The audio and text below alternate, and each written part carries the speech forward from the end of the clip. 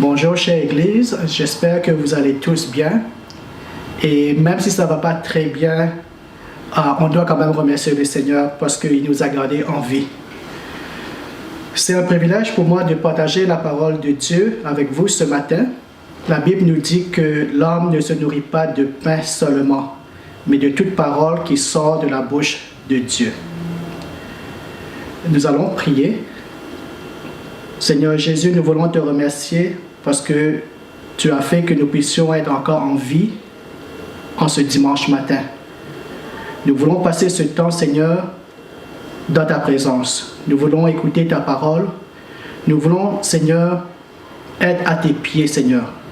Nous déposons toutes choses devant toi. Nous voulons prendre du temps, Seigneur, pour être avec toi. Nous voulons être nourris par ta parole. Merci Jésus. Amen. Le titre du message, c'est « Nos yeux fixés sur Jésus ». Pendant des semaines, l'Église des Nations, on a eu donc la série « Connaître, croître, aller ensemble ». Et on a reçu de très bons enseignements et ce matin, je voudrais donc continuer dans la partie « Grandir », la partie « Croître ». Et le Seigneur m'a mis à cœur que pour pouvoir grandir, soit l'Église qui grandit, soit nous-mêmes qui grandissons dans notre foi, soit nous grandissons dans la parole de Dieu, dans la prière, dans le jeûne et prière, le Seigneur m'a mis à cœur de partager cette parole que nous devons absolument, c'est très très important d'avoir nos yeux fixés sur Jésus, surtout pendant ce temps de pandémie, ce temps que nous traversons actuellement. Nos yeux fixés sur Jésus, le livre que je voudrais lire, c'est dans Hébreux, chapitre 12, versets 1 à 2. Nous donc aussi, puisque nous sommes environnés d'une si grande nuée de témoins, rejetons tout fardeau et le péché qui nous enveloppe si facilement, et courons avec persévérance dans la carrière qui nous est ouverte, ayant les regards sur Jésus, ayant les yeux fixés sur Jésus, le chef et le consommateur de la foi, qui, en vue de la joie qui lui était réservée, a souffert la croix, méprisé l'ignominie et s'est assis à la droite du trône de Dieu. Je voudrais aussi lire dans Philippiens chapitre 3, versets 13 à 14.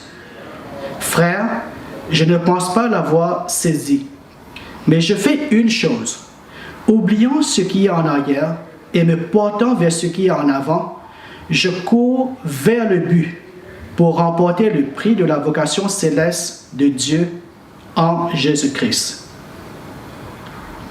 Et aussi, je voudrais lire dans 2 Timothée, chapitre 2, verset 4, où c'est dit « Il n'est pas de soldat qui s'embarrasse des affaires de la vie s'il veut plaire à celui qui l'a enrôlé. » Nous remercions Dieu pour sa parole. Donc ce matin, nous voulons passer du temps dans la présence de Dieu et je prie que pendant ces quelques minutes, nous ne serons pas pressés avec beaucoup de choses qui peuvent nous occuper. Et que nous puissions attendre auprès du Seigneur qui va nous parler à travers sa parole. Nos yeux fixés sur Jésus pour que nous puissions grandir en lui. Qu'est-ce qui t'empêche d'avoir les fixés sur Jésus? En tout temps et en toutes circonstances. C'est quoi les difficultés que tu traverses en ce moment-ci? C'est quoi les obstacles que tu rencontres? Ou même, c'est quoi les distractions qui te détournent de Jésus? Je voudrais que tu puisses prendre quelques minutes, là où tu es, et dire à toi-même, qu'est-ce qui fait que je n'ai pas toujours les yeux fixés sur Jésus dans telle ou telle circonstance? Est-ce que ce sont les blessures du passé ou même du présent qui n'ont pas encore été guéries? Est-ce que ce sont des traumatismes qui te reviennent à l'esprit? Est-ce que ce sont des déceptions? Est-ce que c'est peut-être l'addiction à l'alcool, à la drogue ou toutes sortes d'addictions que toi-même tu le sais dans le secret de ton cœur? Est-ce que c'est de l'amertume ou un manque de pardon? Tu penses peut-être que Dieu t'a oublié, que Dieu est loin de toi, que Dieu écoute les prières des autres, mais ta prière à toi que tu as fait plusieurs fois et que Dieu semble si loin et ne pas répondre à tes prières? Qu'est-ce qui fait que tu n'as pas les yeux fixés sur Jésus? Peut-être ce sont les bonnes choses. Ça peut être la nourriture. Ça peut être le plaisir, les voyages, les plans. Tu es tellement occupé avec ces choses de rénovation. Ça peut être même aussi ton physique, ton corps, le régime que tu veux faire. Peut-être tu n'as pas les yeux fixés sur Jésus, tu es tellement distrait parce que tu te sens pas assez beau, pas assez belle. Il faut que je fasse telle chose ou telle chose, toujours occupé à beaucoup de choses qui font que tu n'as pas vraiment les yeux fixés sur Jésus. Ça peut être aussi les réseaux sociaux, WhatsApp, Facebook, YouTube. Il y a tellement de bons films, des séries sur Netflix et ces choses-là occupent tes pensées. Tu penses, je dois regarder la prochaine saison. Il y a quelque chose sur les réseaux sociaux, il faut que je me connecte. Peut-être que j'ai des likes, des gens ont répondu à ce que j'ai écrit sur Facebook. Il faut que je vérifie ça, il faut que je réponde. Peut-être les courriels. Ça peut être les enfants, le travail à la maison. Donc, il y a tellement de choses qui nous environnent qui pourront être des distractions, des choses qui nous empêchent de passer du temps avec Dieu. Et nous voyons que lorsque nous ne passons pas vraiment du temps avec Dieu, nous sentons comme s'il nous manque quelque chose. On n'a pas vraiment la paix, la joie en nous. On sent un vide à l'intérieur de nous. Et Dieu nous dit que ce n'est pas seulement de pain que tu vas vivre, mais tu as aussi besoin de la parole de Dieu. Je t'encourage vraiment à passer du temps dans la parole de Dieu, à méditer la parole de Dieu, afin que tu puisses grandir dans ta foi, dans ta marche avec Dieu. Comme nous avons lu dans Hébreux chapitre 12, c'est dit que nous sommes environnés d'une si grande foule de témoins. Et Dieu nous appelle à rejeter tous les fardeaux, tous les péchés qui nous enveloppent si facilement et de courir avec persévérance dans cette course qu'il nous a appelés à courir. Non seulement à courir cette course, mais aussi à la remporter. Paul qui dit, « Frère, je ne pense pas l'avoir saisi, mais je fais une chose. Oubliant ce qui est en arrière et me portant vers ce qui est en avant, je cours vers le but pour remporter le prix de la vocation céleste de Dieu en Jésus-Christ. » Donc, quoi qu'il en soit, j'ai mentionné quelques exemples qui pourront faire que tu puisses ne pas avoir les yeux vraiment fixés sur Jésus. Quoi qu'il en soit, Dieu t'appelle ce matin à persévérer dans la course qu'il t'a appelée. C'est le désir de Dieu que tu puisses la terminer et la remporter. Dieu ne veut pas que tu abandonnes à mi-chemin ou que tu deviennes tiède dans ta foi. Sache que tu n'es pas seul, mais Dieu lui-même, il est avec toi. Ce n'est pas une course que Dieu t'a appelée et puis Dieu te laisse courir.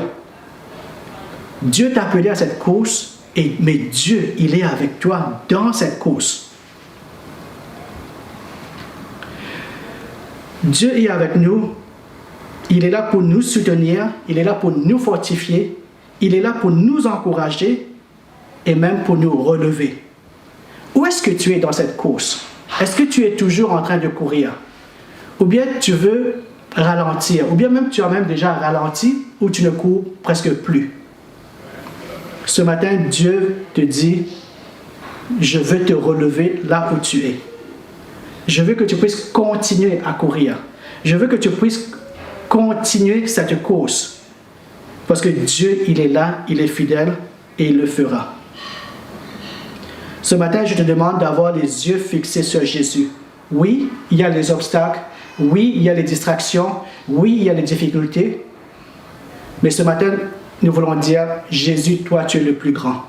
Tu es plus grand que toutes ces choses. Tu es plus grand que toutes ces difficultés. Et je t'ouvre mon cœur ce matin, Jésus, pour que tu puisses me remplir de ton amour, pour que je puisse avoir ce zèle en moi. C'est un choix que je fais ce matin de dire, je reprends la course avec Jésus. Jésus, il est là, il tend sa main vers toi, il te dit, relève-toi, je suis avec toi. Là où tu es, relève-toi, je suis avec toi. Je vais te donner la force de pardonner. Je vais te donner la force de surmonter tes obstacles. Je vais te donner la force de surmonter tes addictions. Je vais te donner la joie. Je vais enlever la tristesse, le chagrin. Je vais t'enlever le désespoir. Je vais t'enlever tout ce qui ne va pas en toi. Et je vais mettre à la place l'amour, la paix, la joie. Jésus est là pour nous aider.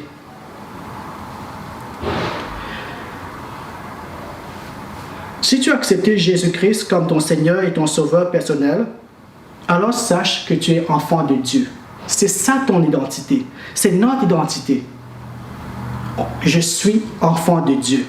Je voudrais que tu puisses te rappeler de ça et que tu puisses dire ça à toi-même. À chaque fois que tu rencontres des difficultés, des choses, des obstacles, des problèmes qui vont faire que tu vas donc détourner tes yeux de Jésus, que tu puisses te dire à toi-même, je suis enfant de Dieu. Cela veut dire que Dieu va prendre soin de moi. Je suis son enfant. Si je suis dans des difficultés, s'il y a la persécution, s'il y a des gens qui ne m'aiment pas, qui essaient de me faire du mal, je sais une chose. Je suis enfant de Dieu et Dieu, il est là pour me protéger. Il est là pour me donner la sagesse qu'il faut que je puisse avoir pour parler, comment répondre aux gens. Il est là pour me donner l'intelligence. Il est là pour me donner la force pour traverser toutes les épreuves que je dois traverser. Il y a tellement de confusion dans ce monde. Mais toi et moi, on n'est pas confus. Notre identité, on est enfant de Dieu. On est aimé de Dieu. Et son amour nous libère de la peur. Son amour nous libère de la dépression. Son amour nous libère du désespoir. Ce matin, je veux te dire encore une fois, je sais que tu l'as déjà entendu, mais je veux te le dire encore et encore, que Dieu t'aime, que tu es son enfant, qu'il t'a appelé à courir cette course. Et Dieu, il est là, il t'applaudit, il t'encourage, il te relève, il t'acclame, parce que tu es son enfant et il veut que tu puisses remporter cette course. Ce matin, n'abandonne pas. Ne sois pas découragé. Dieu te tend la main. Il te relève et te remplit de son amour. La question que je voudrais qu'on se pose, et je sais que vous qui m'écoutez, la plupart d'entre vous, vous savez déjà la réponse. Avoir les yeux fixés sur Jésus. Donc, on parle beaucoup de Jésus, mais qui est Jésus? Je sais que beaucoup d'entre vous qui m'écoutez ce matin, vous allez me dire, mais bien sûr, je connais Jésus. Je suis toujours là les dimanches, j'écoute la parole. Mais je sais que peut-être que quelqu'un est en train de m'écouter après maintenant, ou peut-être plusieurs semaines ou plusieurs mois après cet enregistrement. Et si tu écoutes ce message ce matin, ce n'est pas le fait du hasard. C'est Dieu qui a voulu que tu puisses entendre cet enseignement. Parce que la parole de Dieu, c'est aussi pour toi. Donc, je m'adresse à toi qui, au fond de ton cœur, tu ne connais pas vraiment ce Jésus dont nous parlons. Tu as peut-être entendu parler de Jésus, ou tu as peut-être même été à l'église une ou deux fois dans ta vie.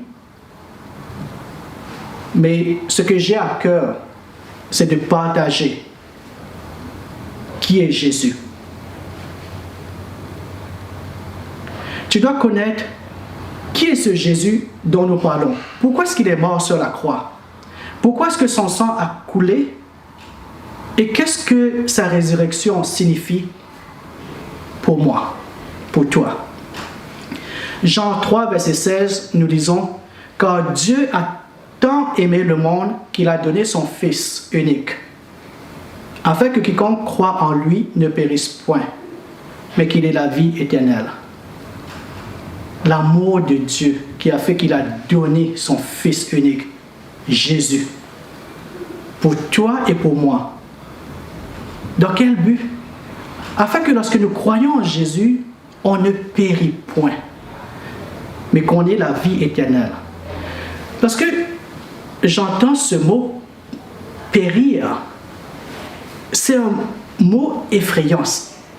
Je ne sais pas qu'est-ce que ça te dit, mais pour moi, périr, c'est plus que mourir. Afin que quiconque croit en Jésus ne périsse point, mais pour que nous puissions avoir la vie éternelle. Luc chapitre 4, verset 18 à 19. Jésus qui lit, lorsqu'il était donc dans le temple, « L'Esprit du Seigneur est sur moi, parce qu'il m'a oint pour annoncer une bonne nouvelle aux pauvres. Il m'a envoyé pour guérir ceux qui ont le cœur brisé, pour proclamer aux captifs la délivrance et aux aveugles le recouvrement de la vue, pour renvoyer libres les opprimés, pour publier une année de grâce du Seigneur. » Voyez un peu donc pourquoi est-ce que Jésus est venu. Il dit que l'Esprit du Seigneur est sur lui, pour annoncer une bonne nouvelle aux pauvres. Combien de personnes dans ce monde ont besoin d'entendre une bonne nouvelle? Et ici, la bonne nouvelle que nous prêchons, c'est que Dieu a tant aimé le monde qu'il a donné son Fils Jésus-Christ, afin que, en croyant en Jésus, tu ne péris pas, mais que tu puisses avoir la vie éternelle. C'est cette bonne nouvelle que nous prêchons. Parce que tu peux entendre beaucoup de nouvelles, et à la télé, sur Internet, la plupart, ce sont de mauvaises nouvelles. Et même si tu entends une bonne nouvelle, c'est une bonne nouvelle qui dure juste quelques minutes, peut-être même 1 ou 2 jours, et puis les gens n'en parlent plus. Mais ici, on parle d'une bonne nouvelle qui dure, qui a un impact sur ta vie pour changer, pour transformer, pour libérer, pour guérir, pour sauver. Jésus est venu pour annoncer cette bonne nouvelle, que maintenant tu peux être réconcilié avec Dieu. Il m'a envoyé pour guérir ceux qui ont le cœur brisé. Peut-être c'est toi qui m'écoutes en ce moment-ci. Tu as peut-être le cœur brisé. Et justement, Jésus, il dit que Dieu m'a envoyé pour guérir ceux qui ont le cœur brisé. Je prie que tu puisses ouvrir ton cœur qui est brisé et dire à Jésus, guéris mon cœur brisé. Parce que c'est ce que ta parole nous dit dans Luc chapitre 4, verset 18 à 19. Pour proclamer aux captifs la délivrance. La délivrance. Jésus est venu pour proclamer aux captifs la délivrance. C'est plus qu'une délivrance physique. En quoi tu as besoin de délivrance aujourd'hui? Ça peut être une délivrance là dans la tête, mentale. Ça peut être une délivrance que tu as besoin de quelque chose, d'une addiction. Une délivrance contre la dépression. Une délivrance contre l'amertume.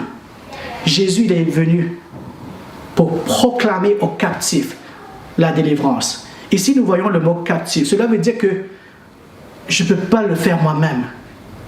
Les captifs ne peuvent pas se délivrer tout seuls. Jésus est venu pour proclamer aux captifs la délivrance. Et aux aveugles, le recouvrement de la vue. Nous pensons que nous voyons beaucoup de choses, nous connaissons beaucoup de choses. On a tellement d'informations autour de nous.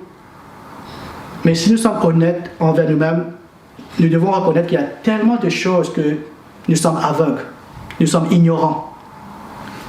Et Dieu veut nous ouvrir les yeux sur les choses spirituelles. On veut aimer les gens, mais on ne sait pas vraiment comment les aimer. Dieu veut ouvrir nos yeux pour renvoyer libres les opprimés, pour publier une année de grâce du Seigneur. C'est pour ça que nous prêchons Jésus aujourd'hui. Jésus est plus qu'un prophète. Il est plus qu'un enseignant. Il est plus qu'une personne religieuse. Jésus, il est Dieu. Il est capable de te sauver. Il est le commencement et la fin. Il est le grand je suis. Dans Jean chapitre 8, verset 58, nous lisons, Jésus leur dit, en vérité, je vous le dis, avant qu'Abraham fût, je suis. En vérité, je vous le dis, avant qu'Abraham fût, je suis. Qu'est-ce que cela veut dire? Cela veut dire que Jésus, il est plus grand que tous les prophètes. Avant qu'Abraham ne soit même conçu, avant qu'Abraham ne soit sur cette terre, Jésus, il dit « Je suis ». Jean chapitre 14, verset 6, « Je suis le chemin, la vérité et la vie ». C'est ce que Jésus a dit. « Je suis ». Je suis le chemin, la vérité et la vie. Est-ce que tu te sens perdu? Tu ne sais pas quel chemin prendre? Est-ce que tu es dans la confusion, dans le doute? Tu ne sais pas c'est quoi la vérité? Est-ce que tu cherches un sens pour ta vie? Médite sur Jean chapitre 14, verset 6. Je suis le chemin. C'est ce que Jésus te dit aujourd'hui. Je suis le chemin. Je suis la vérité. Je suis la vie. Peut-être tu as essayé d'autres chemins, d'autres vérités, d'autres choses. Ça n'a pas marché. Parce que seul Jésus, il est le chemin. Il est la vérité, il est la vie. Je suis le pain de vie. Jean chapitre 6, verset 35. C'est lui qui nous nourrit, le pain de vie. C'est Jésus qui nous rassasie et c'est lui qui pourvoit à tous nos besoins. Je suis la lumière du monde.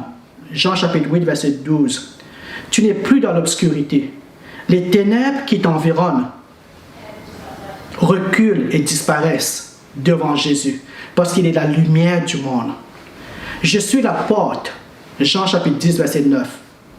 Tu n'es plus emprisonné comme dans une chambre sans porte. Imagine un peu, par exemple, une chambre qui n'a pas de porte, sans issue de sortie. Ça doit être vraiment effrayant. Mais Jésus te dit, je suis la porte. Avec Jésus, tu es libre. Tu n'es plus enfermé. Je suis le bon berger. Jean chapitre 10, verset 11 et aussi au verset 14. Je suis le bon berger. Jésus est ton bon berger. Il est le bon berger. Jésus te conduit. Il te conduit en sécurité. Tu es en sécurité. Et dans Jean chapitre 11, verset 25, Jésus nous dit, « Je suis la résurrection et la vie. » Je suis la résurrection et la vie. Il n'y a personne d'autre dans l'histoire du monde, et il n'y en aura jamais une autre personne qui pourra dire « Je suis la résurrection et la vie ». Seul Jésus est ressuscité. Il a vaincu la mort. Jésus est victorieux. Jésus a dit que ce ne sont pas les personnes qui sont en bonne santé qui ont besoin d'un médecin, mais les malades. Jésus a touché les lépreux pour les guérir, alors que les personnes religieuses les rejetaient, car les lépreux étaient considérés comme des personnes impures et les gens religieux ne voulaient pas de ces gens de peur de se faire contaminer. Mais qu'est-ce que Jésus a fait? Jésus a touché les lépreux, il les a guéris, il les a libérés. Aujourd'hui, Jésus veut te guérir, il veut te toucher. Si tu te sens rejeté par les autres, par la société, Jésus, il est le même hier, aujourd'hui et pour toujours. Peu importe ta condition, physique, spirituelle, ta condition psychologique, peu importe là où tu es, où tu te trouves, Jésus veut te toucher. Jésus n'a pas peur de se faire contaminer. Il est puissant. Il n'a qu'à dire une parole et tu es guéri. Il veut te libérer, il veut te consoler, il veut te fortifier. Il veut te donner de l'espoir et il veut te remplir de son amour. Ma prière, c'est que, comme Paul a dit dans 2 Timothée, chapitre 4, versets 7 à 8, « J'ai combattu le bon combat. » Paul avait commencé la course et maintenant, il nous dit, « J'ai combattu le bon combat. J'ai achevé la course. J'ai gardé la foi. Désormais, la couronne de justice m'est réservée. Le Seigneur, le juste juge, me le donnera dans ce jour-là. Et non seulement à moi, mais encore à tous ceux qui auront aimé son avènement. » Je vais maintenant clôturer et prier avec toi ce matin pour que tu puisses avoir tes yeux fixés sur Jésus. Et si tu ne connais pas encore Jésus, ma prière c'est qu'à travers cette parole qui a été prêchée, que Jésus, il est la vie, la résurrection, qu'il est la lumière du monde, qu'il est le chemin, la vérité, la vie, que cela puisse devenir une réalité en toi. Et si tu es prêt ce matin, tu peux faire cette prière avec moi pour accepter Jésus comme ton Seigneur et Sauveur personnel. Père éternel, je te remercie pour ta parole. Merci Seigneur parce que ta parole, Seigneur, est comme une épée à double tranchant. Ta parole, Seigneur, nous fait du bien. Je prie, Seigneur, pour chaque personne qui écoute ce message. Pour ceux qui te connaissent déjà, Jésus, comme leur Seigneur Sauveur personnel, qu'ils puissent persévérer, Seigneur, dans cette course. Que tu les relèves, Seigneur, ceux qui ont besoin d'être relevés. Que tu fortifies ceux qui ont besoin d'être fortifiés. Que tu encourages ceux et celles qui ont besoin d'être encouragés. Et je prie, Seigneur, pour les personnes qui veulent maintenant ouvrir leur cœur à toi. Seigneur Jésus, je prie, Seigneur, que tu déverses en eux ton amour et qu'ils puissent recevoir ton pardon et ton amour. Si c'est toi ce matin, tu peux répéter après moi ces paroles pour recevoir Jésus dans ta vie. Seigneur Jésus, je viens à toi tel que je suis. Je te demande, Seigneur, pardon pour tous mes péchés. Seigneur, je veux t'accepter maintenant comme mon Seigneur et mon Sauveur personnel. Je veux que tu sois avec moi comme tu l'as promis, que tu seras toujours avec moi jusqu'à la fin des temps. Je te remets ma vie tout entière entre tes mains. Fais de moi, Seigneur, la personne que tu veux. Donne-moi, Seigneur, un cœur qui t'obéit, Seigneur. Quand je choisis, Seigneur, aujourd'hui, de marcher avec toi, de te confier ma vie tout entière. Merci, parce que maintenant, tu es mon Seigneur et mon Sauveur. Tu es la résurrection et la vie. Et je te remercie, Seigneur, parce que tu es fidèle et tu me conduiras, Seigneur, toujours d'après tes voies, Seigneur. Et je te dis merci pour le salut que tu me donnes. Au nom de Jésus. Amen.